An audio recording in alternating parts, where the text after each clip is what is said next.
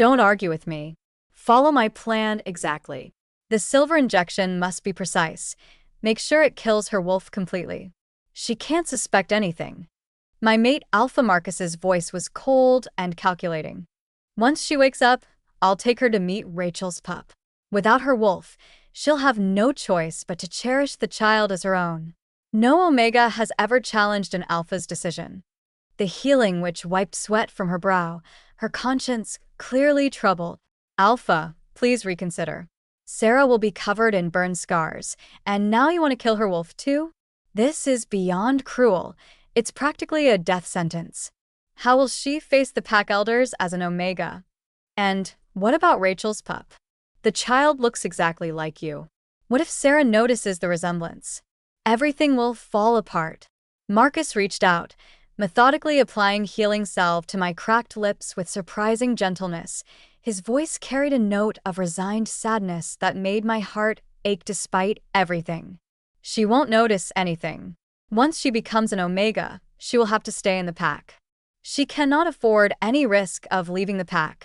I promised Rachel I would give her a magnificent marking ceremony, that I would watch our pup grow up together.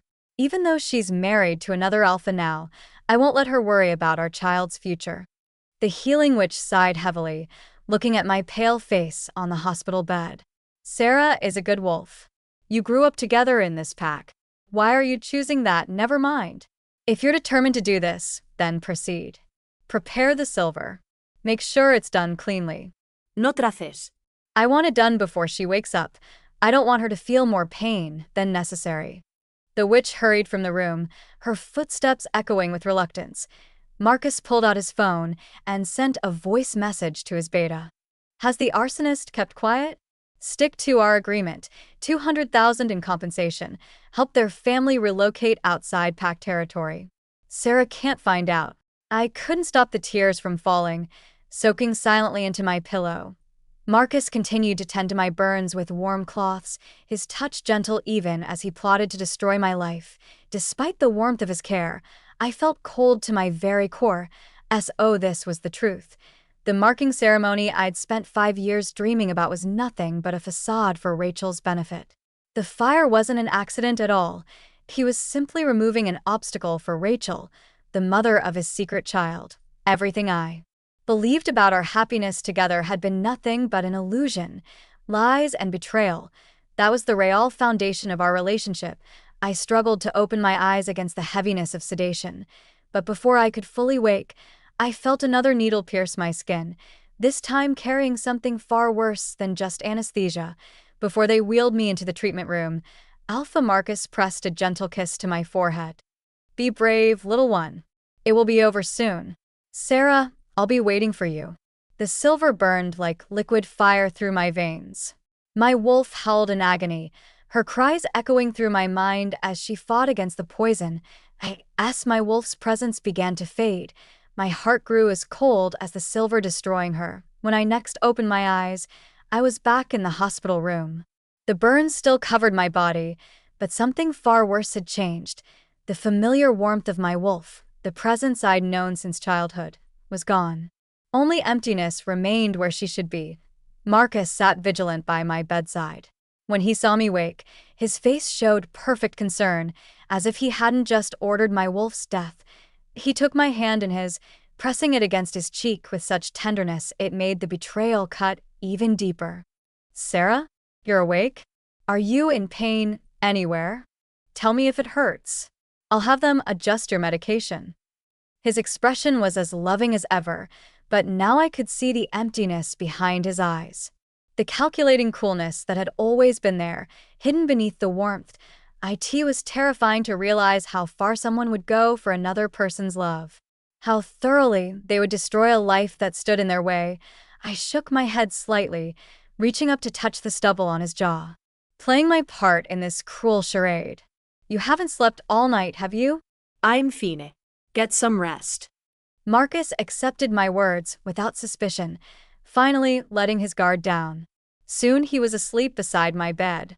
I'll never forget this day, he told me then, eyes shining with what I thought was love. The day my wolf first recognized her mate.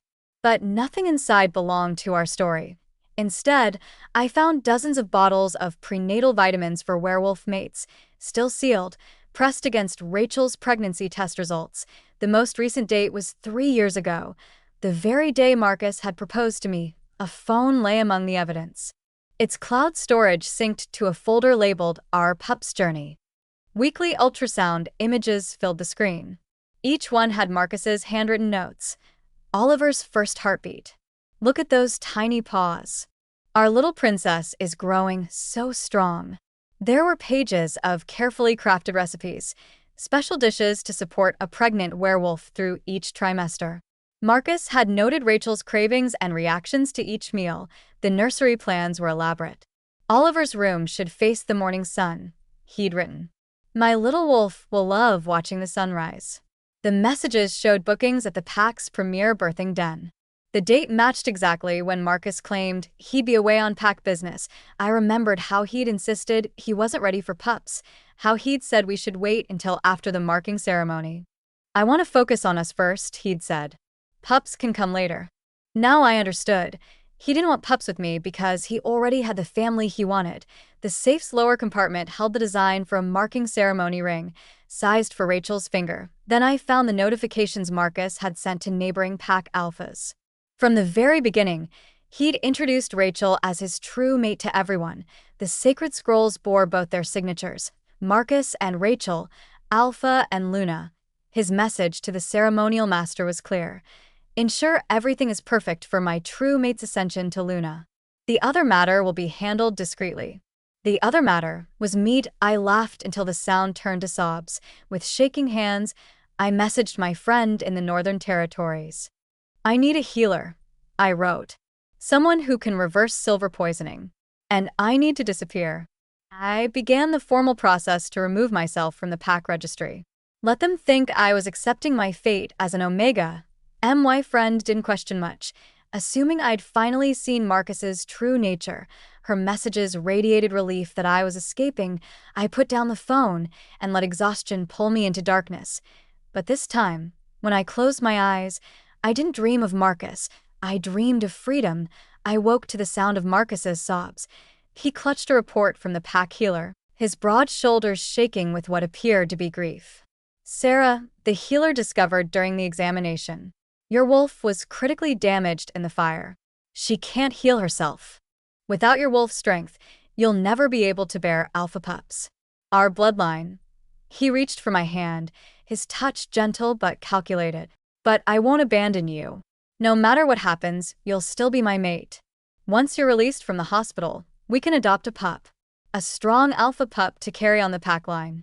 Having a child to care for will help you heal. I was the one who had lost my wolf, yet he acted more devastated than I felt. His performance was flawless. I didn't bother exposing the lie. After a long silence, I stared at the report in his hands and nodded slowly. Marcus's eyes welled with tears as he pulled me into his embrace. I'll take care of you, always. Don't be afraid. No matter what anyone says about an alpha with an omega mate, I'll stand by you. After the marking ceremony, I'll transfer ownership of the Northern Pack territories to you. It's the least I can do to secure your future. Our chests pressed together, but our heartbeats told different stories. His heart raced with hidden excitement while mine beat steady with cold understanding. Finally, Marcus spoke hesitantly about the marking ceremony. It's all prepared, but with your condition, find someone to take my place. I interrupted. We can't let the pack lose face. I knew exactly what he wanted to say. Better to suggest it myself than be cornered into it. At least this way, I could maintain some dignity. Marcus seemed amazed by my sudden compliance, but with his goal achieved, he didn't question my change of heart. His phone rang, shattering the moment. He glanced at the screen, then looked at me in confusion. Sarah, why are you canceling your pack registration? I met his gaze steadily. And Omega has no place in the main pack registry. I'm just adapting to my new reality. Marcus's expression turned distressed. You'll always be my Luna, Sarah. You have a place here in our pack. I met his gaze steadily. As your future Luna, I should follow pack law. I won't embarrass you as an alpha. He pulled me closer, voice thick with emotion. You always think of me first. That's why you're perfect for our pack. I suppressed a bitter smile at his performance. Marcus, I want to leave the hospital. His body tensed immediately. Absolutely not. You haven't healed enough. I won't risk it. I tugged at his arm playfully, forcing a bright smile. But didn't you mention adopting a pup? I made my voice small, worried. Alpha pups are rarely abandoned. Will we be able to find one? It was the first time in 5 years I'd acted vulnerable with him, and Marcus's expression softened. Don't worry about that. A friend of mine, another alpha, died in a territory war 2 years ago. His pup is in our pack's orphan den. We can visit him. He hesitated, then added, I've been checking on the pup occasionally, making sure he's cared for. On the drive there, Marcus reached into the back seat and brought out a stuffed wolf toy. He claimed he'd bought it specially for me, to cheer me up, but the tag clearly stated suitable for pups ages 3 to 12. I set the toy aside and closed my eyes, pretending to feel unwell. This 5-year deception needed to end. At the orphan den, I sat in the wheelchair, my burned body still too weak to walk. A small boy, about 3 years old, immediately ran to Marcus. Daddy, he cried, wrapping his arms around Marcus's legs. Marcus's face flickered with panic before he quickly explained, Don't misunderstand. Sponsolisten. I visited several times, and this pup, he's just attached to me. Calls every male visitor Daddy. I nodded, reaching out to touch the boy's cheek. He looks so much like you. If you hadn't explained, I'd think he was yours. The boy had Marcus's exact eye color. His small features echoed Rachel's. What's his name? Oliver. He's the one I thought we could adopt. I stroked the boy's hair, noting how his scent carried traces of both Marcus and Rachel. Even with my dulled senses, there was no mistaking it. Before Marcus could explain further, Oliver started crying, asking where his mother was. Marcus's face went pale instantly. I could smell his fear sense spike. His eyes darted to me anxiously. It's fine, I said smoothly, forcing my lips into a gentle smile. Go comfort him. He has strong alpha blood. He'll make a perfect heir for our pack. His aura already shows such potential. My words visibly relieved him. Marcus hurried into the healer's office with Oliver in his arms, the boy's small hands clutching his father's shirt with familiar ease. I made an excuse about getting my burn medicine, lingering near the door. Even with my weakened senses, I could smell Rachel's signature lavender perfume from inside. The pack members' voices drifted clearly through the gap. Why is Alpha Marcus pretending his own pup is an orphan? Those clothes are pure silk from the mountain pack's weavers, worth more than my yearly salary. The moonstone buttons alone cost thousands. Who'd believe he's an orphan? You don't understand. Alpha's got it all planned out. This is the only way to make the pup his legitimate heir. Be smart and keep your mouth shut around Sarah. She can't know. Of course, Rachel is his true choice. They used to run patrol together in college, always volunteering for the night shifts. I knew they'd end up together. And now, alone in that office, their knowing laughter made my chest tighten until I could barely breathe. I moved closer to the door, and familiar voices became clear. How is he treating you? Marcus asked softly. Fine enough. He's away on pack business most of the time, which makes things easier. This way, he won't discover about Oliver. He even talks about having pups with me. Rachel's voice held barely contained amusement. Marcus's laugh was bitter. Once Oliver is officially in the pack house, you won't have to worry. If you need anything, just call me. I'll always provide for you both. Oh, I got you something. A healing crystal from the ancient pack. Cost me 10 million, but it's worth it. It can heal any scar completely. Rachel gasped as she opened the box. Another gift? You've given me so many wedding presents this year. My closet is overflowing. Sarah would be upset if she knew. She protested, but her hands eagerly cradled the crystal. Oliver cuddled against Rachel's side, nuzzling into her neck in the instinctive way of wolf pups with their true mothers. Mommy, can we go home now? What if Sarah figures it out? Rachel asked. These burns, if she learns you gave me a healing crystal, she won't need it, Marcus said. And Omega's scars don't matter to the pack. Oliver's laughter echoed from the room, pure and happy, secure in his parents' love. I didn't stand firmly enough, and the door swung open under my weight. Marcus's eyes flashed with panic. "Sarah, what are you doing here?" "Don't overthink it," he rushed to explain. "Rachel is the guard of our pack's orphan den, protecting all the pups. She just happened to be here today to discuss Oliver's adoption." Rachel stood, holding Oliver close as she gave me a casual wave. "Sarah, it's been a while." From my position by the door, I forced a smile, swallowing my pain as my burns throbbed. "It's fine. I was just looking around. Since you're busy, I won't disturb you. I'll wait in the car." I turned to leave, my legs still unsteady from the silver coursing through my veins. Marcus thought I was upset and followed me, explanations tumbling from his lips. "Please don't misunderstand. She's here all the time as the den's guardian. All the pups call her mother. It's just a title. Once the adoption is complete, I'll explain everything to Oliver." Watching him fret over my supposed jealousy, I felt an hysterical urge to laugh. All this elaborate planning, just to bring his secret pup into the pack legally. He hadn't hesitated to orchestrate the fire that scarred me, hadn't flinched when ordering the silver injection that killed my wolf, and now he had everything he wanted, yet still played the concerned mate. "Don't worry," I said softly. "I'm not unreasonable. Go handle the paperwork. I'll wait quietly in the car like a good Omega should." Relief flooded his face as he watched me walk away. Every pack member I passed looked at me with barely concealed contempt. Their whispers followed me. "Poor thing doesn't even realize. At least the burns will give her an excuse to hide away." The alphas being kind, taking in an Omega.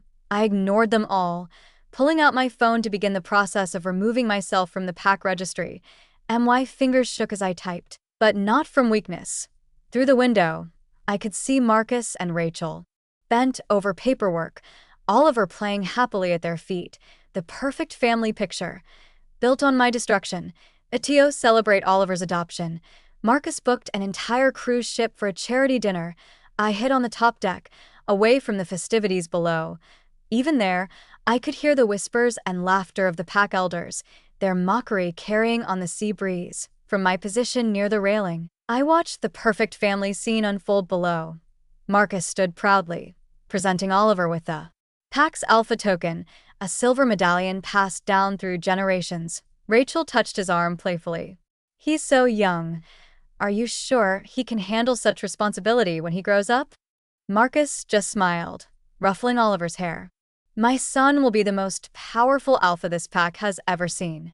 The bitterness in my chest finally overflowed.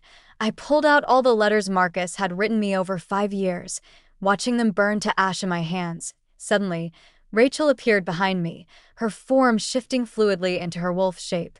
Her claws pressed into my burned scars as she pinned me down. "Does it hurt, being an Omega?" she taunted. "You're just like these ashes now. Worthless garbage he can't even look at without disgust." Her claws dug deeper, reopening my barely healed wounds. "How does it feel, watching him give my pup the alpha token? Watching him build the future you thought would be yours?" Before I could respond, she suddenly leaped back. With a dramatic cry, she stumbled and fell over the railing. I hadn't even moved, but her scream echoed across the water. She pushed me. Marcus reacted instantly, diving into the dark waves after her. Moments later, he emerged with Rachel clutched safely to his chest. His eyes found mine, burning with fury as he carried her back onto the deck. "What the hell were you thinking, Sarah? Have you completely lost your mind? Rachel came to kindly invite you to join us, and you attack her? Is this how an Omega repays our generosity?" Marcus's parents, the pack's former Alpha and Luna, glared at me with open hostility. Oliver was sobbing uncontrollably beside them. Bad witch hurt mommy. I don't want her in our pack. I want mommy. I want my real mommy." Rachel leaned weakly against Marcus, her wet clothes clinging dramatically. "I'm sorry. I just told Sarah I'd agreed to stand in for her at the marking ceremony. I never thought she'd react like this." "Don't blame her, Marcus. She's been through so much." I lay awkwardly on the deck, a bitter smile twisting my scarred lips. Marcus, don't I deserve an explanation? The fire, my wolf's damage, the pup, was any of it real? Marcus's brow furrowed, but I caught the flash of panic in his eyes. What are you talking about? The fire was a tragic accident. Rachel's just trying to help by taking your place in the ceremony. She's being kind, and you attack her? What's happened to you, Sarah? Apologize to Rachel. Now. Before I could speak, the pack elders stepped forward. Worthless Omega, you dare cause trouble? You think you're still worthy of being an alpha's mate? Who else would take a wolf-less mongrel except our son's charity? Enough. Let this be her punishment for her arrogance. Get Rachel to the healer. Make sure she's not injured. My claws, the only part of my wolf I could still access, cut into my palms as blood dripped onto the deck. Marcus gathered Rachel in one arm, took Oliver's hand with the other. They walked away as a family, leaving me broken on the ground. 5 years of love turned to ash in my mouth. I pulled myself back into the room, my burn screaming in protest. I booked a spot in a convoy leaving the pack for the day of the marking ceremony, checked into a hotel far from pack territory. That night, Marcus sent a message. Rachel's still going to stand in for you at the ceremony. Your attack on her looks bad, so the apology was just for show. Don't overthink it. The elders were just upset. I'll make them apologize after everything's done. Rest well. I have a surprise coming for the ceremony. You'll love it, I promise. But I understood now. The performance wasn't for Rachel's benefit. It had all been for me. He'd played the devoted mate for 5 years. Now it was time for the final act. I stayed away from the pack house for the next 2 days. Marcus didn't return either. He was too busy preparing for the marking ceremony, insisting on overseeing every detail personally. The morning of the ceremony, I called him one last time. He was preoccupied with his beta, barely acknowledging my call. Alpha, are you certain about transferring half the Northern Territories to Rachel? She's not pack-born. It's risky to give an outsider so much power. Do as I say. That half is compensation, I promised her. The other half is for Oliver's inheritance. And handle the ceremony guest yourself. Watch for any trouble from Sarah's old pack. Only after the beta left did Marcus remember the open phone line. Sarah? Sorry for the wait. The ceremony's about to begin. I'll come back to you as soon as it's done. Don't be upset. I stared at the convoy reservation in my hand, keeping my voice carefully neutral. Don't worry about it. I won't keep you. Marcus, congratulations on your mating. He paused for a moment, then laughed. You mean our mating. Be a good girl and wait for me at home. As the call ended, I walked onto the plane. The silver in my veins burned less now. My wolf stirred more strongly each day. We both knew this wasn't the end, just a new beginning. When the confirmation of my pack registry deletion came through, I erased every trace of him from my life. Phone numbers, photos, messages, all gone, like smoke in the wind.